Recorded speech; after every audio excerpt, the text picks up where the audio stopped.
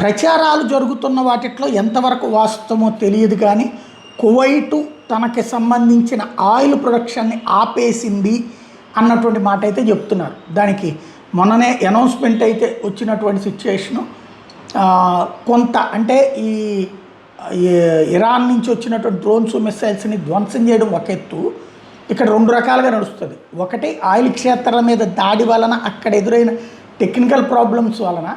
రెండవ కాన్సెప్ట్ ఉంది, అదేంటయ్యా అంటే వీళ్ళ దగ్గర ప్రొడక్ట్ అయినటువంటి ఆయిల్ విదేశాలకు పంపించాలి. హార్ముజ్ జలసంధి స్తంభించిపోతే పంపించడానికి ప్లేస్ లేదు, రూట్ లేదు, వేరే వైపు నుంచి ఎర్ర సముద్రం నుంచి పంపించేది ఉంటాయి.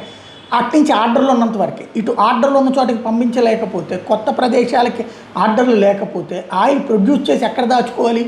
వాళ్ళ దగ్గర నిల్వ దాచుకోవడానికి ఉన్నంత వరకు దాచుకున్నాక మిగిలిన ఆయిల్ ఎక్కడ పెట్టుకోవాలో తెలియదు. కాబట్టి ఇప్పుడు ఆయిల్ ప్రొడక్షన్ ఆపేసింది అన్నటువంటిది తాజాగా వెలువడినటువంటి వార్త.